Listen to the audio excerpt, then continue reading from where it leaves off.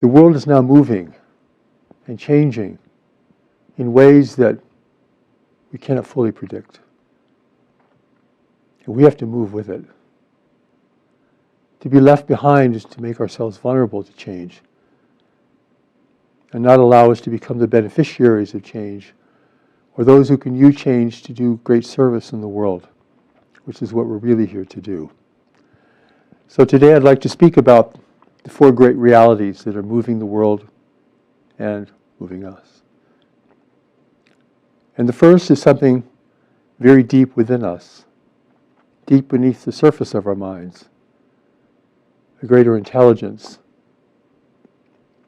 which I will call knowledge, because God's new message to the world calls this knowledge, related to our ability to have profound knowing, insight, and awareness in ways that are very difficult for our intellect to understand, but actually may be the most important forces within us, holding us back from things and moving us forward to things. Knowledge. Who are we really? Are we this flesh and bone? Are we our ideas or our beliefs? Vacuous things?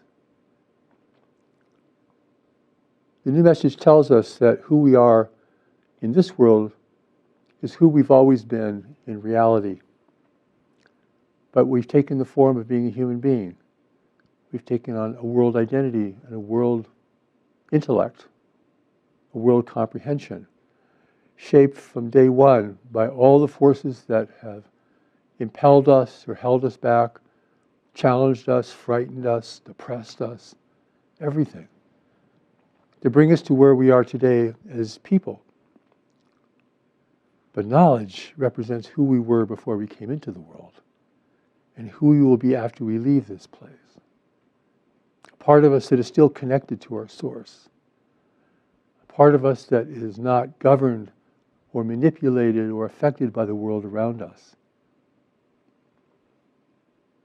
This is the center of our strength, our integrity, and holds for us our greater purpose for coming to the world. For truly, every one of us, you, have been sent into the world for a unique purpose that lies buried within you, beneath the surface of your mind. For God has given you purpose in being here as an individual, and every individual. But who in the world knows of these things? Who in the world practices this awareness? Who in the world is really connected to this deeper knowledge that I speak of? For knowledge is not your body. It's not your mind. It's a part of you that is permanent. It is beyond changing circumstances and a changing world. It's truly the mystery of our lives, waiting to be discovered. But not merely a mystery. It holds the secret and the direction of why we're here and the path that we must follow. As the degree to which you become connected to this inner power, this knowledge, begins to give you real determination, true direction in life. It liberates you from all the things that could capture you or dominate you or pull you aside. So many traps and snares in a world of influence and seduction. We are spiritual beings who have come into the world to express our greater life in a world that is changing. And our greater life is connected to this world that has changed. Why else would we come here?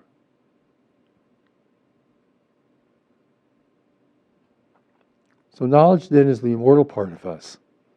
And it must become the guide to the temporary part of us, our worldly mind, our worldly life. And that is how God will save us. Be us of any religion, any persuasion, no religion at all. It's all the same. For God's plan is to save everyone in the end. But the end can be a long way from us, far, far into the future.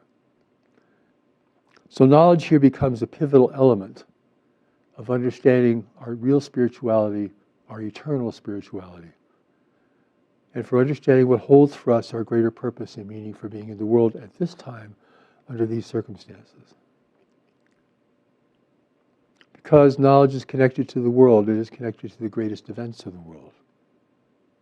And there are two great forces that are shaping our world today and will shape it continuously as we proceed, creating in the future a new world reality and both a great hazard and a great opportunity for us as we proceed. For our world is emerging into a greater community of intelligent life in the universe, a greater reality in which we've always lived. We've never not lived in this greater community of life. But living on earth, consumed by our worldly experience, we know nothing of this greater reality that surrounds us. Yet there would come a time when human evolution would take us to that tipping point where we would emerge or cross that invisible line into a greater arena of life in the universe. And we have crossed that line. Can't name the time, the moment, the day, but we have crossed that line. And now we're facing intervention from the world, from races in the universe, who seek to take advantage of us at a time of our greatest peril and confusion, as nations are fracturing, as we're overcome with a worldwide pandemic in the world today, which will have lasting change on our social life and our economies, everything. Part of the great waves of change that are coming to the world. And these great waves have brought not visitation, but intervention into our world. I will call it the coming of the greater community. The greater community meaning the greater community of life in the universe. A non-human universe where freedom is rare. Such great things that most people don't even want to think about it, let alone look at it or consider it. But you need to consider this, because this has everything to do with who you are and why you're here. What you're connected to at a bigger level, a higher level. We can live our lives consumed with little things, personal problems, whatever our notions of fulfillment may be, and we have no notion of who we really are or what is moving our world. I pray that will not be you. You've lived that life already, and you can see how empty and desolate it is, and how it gives you nothing but regret,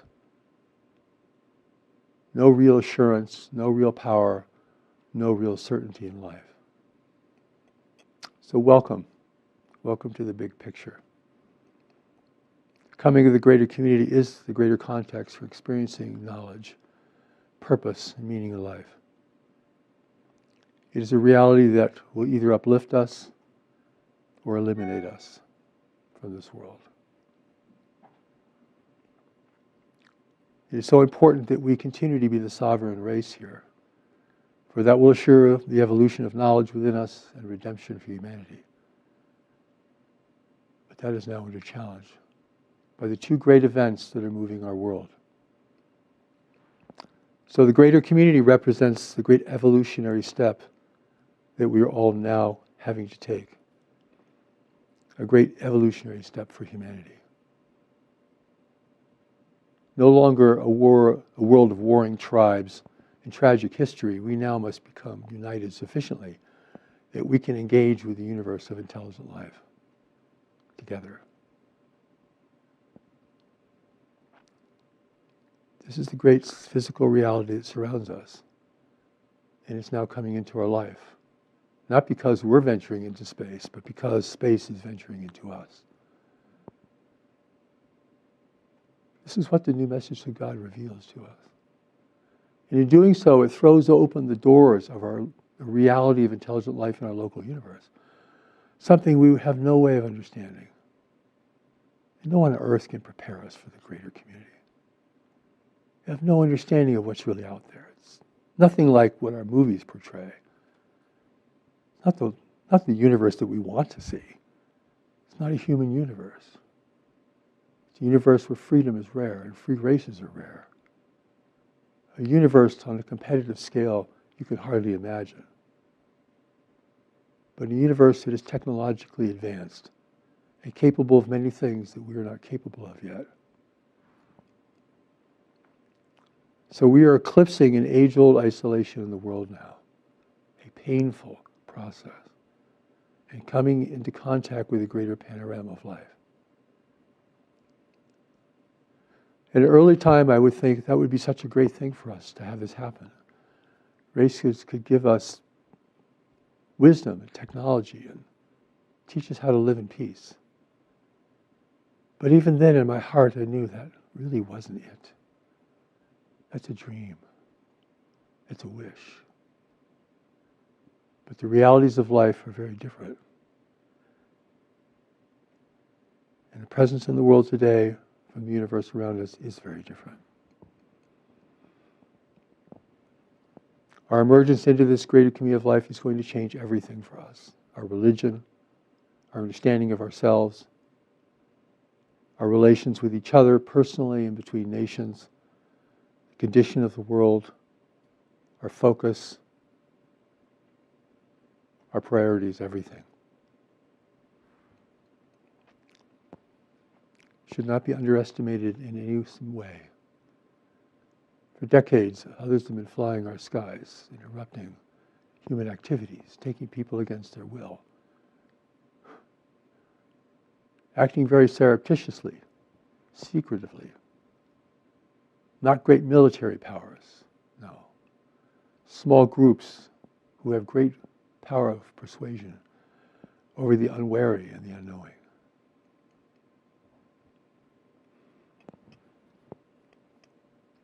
Has the power to undermine and overtake human civilization, which is its purpose, regardless of what it pretends to be or what it may tell those who it claims to itself.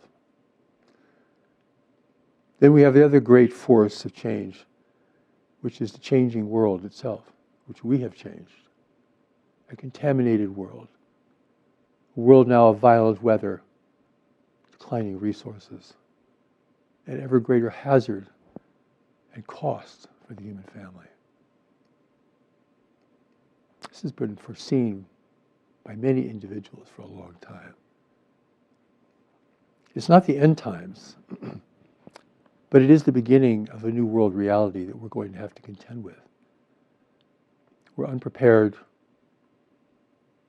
People don't want to see these things. They want to live their little lives unfettered by anything great that might interrupt that. They want their privileges, their little freedoms, when in fact there's something amidst in our world on two platforms that could change all of those things. This is a world now that will become more difficult to live in. It is the great waves of change crashing upon us. The pandemic is one of those great changes. It is far from over, and it will take years to recover from it. But in its heels will be a great financial change and great environmental change that now cannot really be fully stopped, only mitigated. This too has the power to change and even destroy human civilization. The new message paints a very clear picture of this, not to frighten us or to overwhelm us, but to alert us and to engage us. Because knowledge within us is here for this, not just to make us happy or give us a problem-free life. Oh no. It's to prepare us for the greatest change that has ever faced the human family in the time of civilization. It is an evolutionary leap. And evolution is not a slow, gentle, gradual process. It moves at all times, but then it has great surges. And we are in one of those great surges at this moment. Our environment will determine whether we can survive in this world, whether we can sustain all the people in this world, how nations will interact with each other. Will we choose to unite, Or will we fight and struggle over who has access to the remaining resources? Food, water, energy, everything.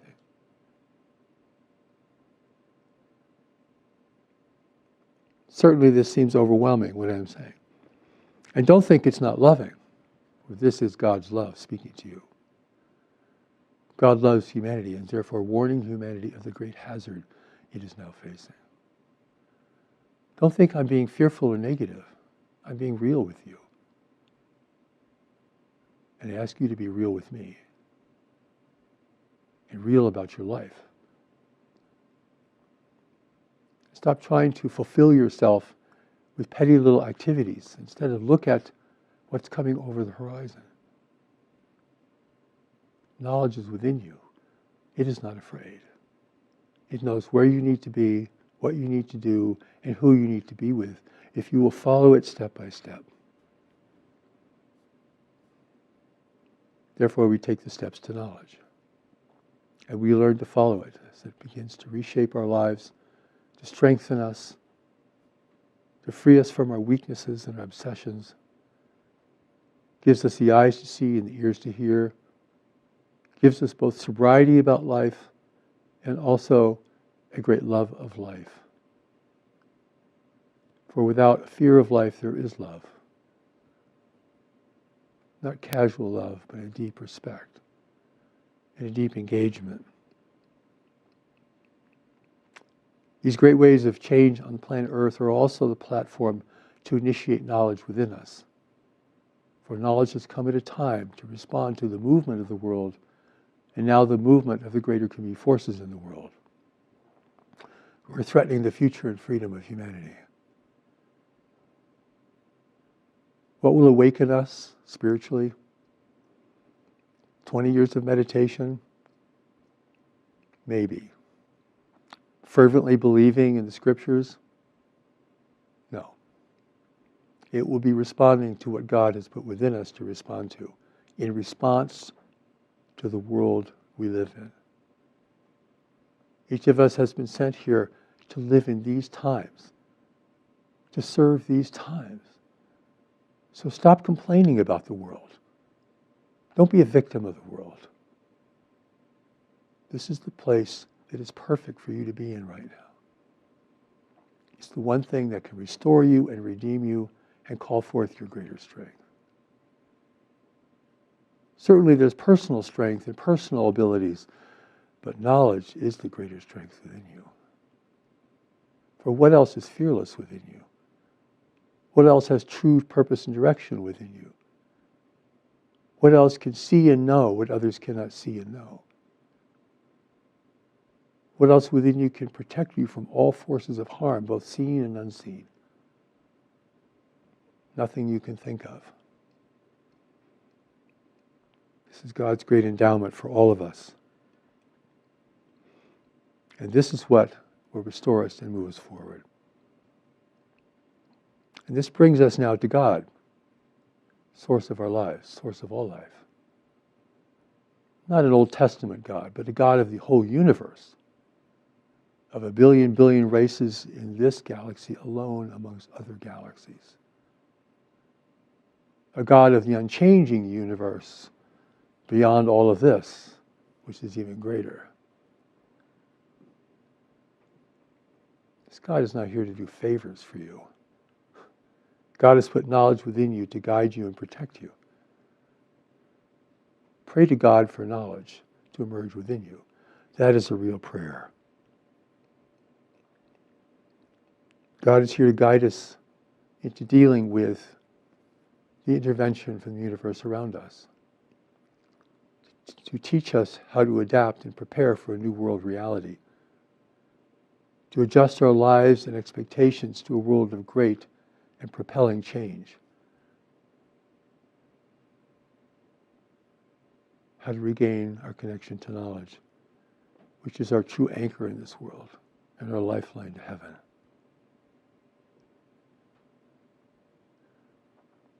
You could pray to God. You could prostrate yourself at the temple, the mosque,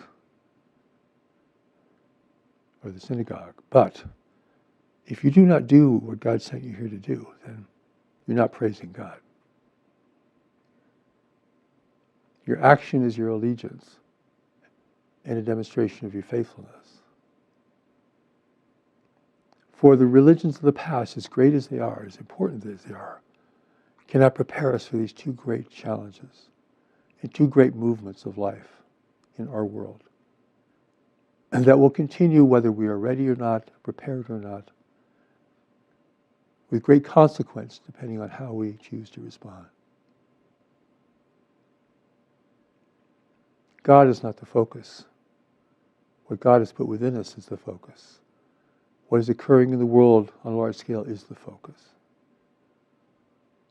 Your life, no matter where it is at this moment, no matter what you've been through, what errors you've committed, what problems you face, the calling to knowledge is within you. God is calling for this to come forth, and the world is calling for this to come forth. Calling that which is most fundamental within you, the foundation of your life. Who you were before you came, who you will be after you leave. What could be more who you are than that? A temporary identity in the world, a name tag, some little temporary role you might play here. So, this brings us back to the first thing, which is knowledge. We have knowledge, we have the greater community of life, the coming of the greater community, we have the great ways to change in the world, we have God, and it brings us back to knowledge. Belief is not enough. Belief is of the personal intellect. Has very little power, consistency, or permanence. God's new message to the world is to take us deeper within ourselves so that we may know what to do in a world of calamitous change, a world facing intervention, a world of growing poverty and inequity, a world of declining resources, declining stability. It's not a world of spiritual transcendence. It's not a world of believing and hoping for an afterlife. This is a world of being here now. So God's new message is highly functional, feet on the ground, your mind in heaven, working together. God will not intervene in the 11th hour to save humanity. If we do not take the steps that must be taken to protect the world from the outside and to prevent collapse on the inside, God will not intervene to save us. God has already saved us because God has put knowledge within us. Therefore, there is no hell and damnation because you can never separate yourself from this knowledge that lives within you because it's who you really are. Beyond identity, beyond appearance, beyond description, that's who you are. So don't try to visualize this. That's not going to help. It is a greater power within you. Beneath the turbulence of the mind, there's a great well of stillness. And in this well of stillness, knowledge resides. You have felt this before. Moments of insight, intuition, seeing things you should not do, seeing things you should do, remembering important things, stepping away from other people and situations that could be harmful. This is knowledge working in your life. It's brought you to this moment. It's brought you to this moment to be here with me. This is our great opportunity to engage with each other while I'm still in the world.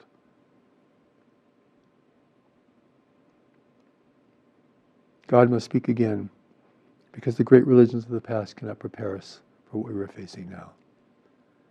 No one can say that God cannot come again. Who has the arrogance to say that? Even God's angels cannot say what God will do next. So what person on earth can say that God cannot come again or speak again? God speaks when God wills, and God speaks when a great crisis and necessity is facing humanity. I've spent 38 years dedicating my life to receiving the greatest revelation, the biggest revelation ever given to this world. I invite you to experience it. I call you to experience it.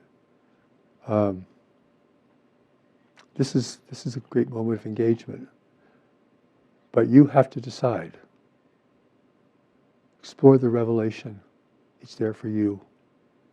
There's no cost to experience it or hear the voice of revelation, which has never been heard in the world before. You listen, come to hear, listen and decide.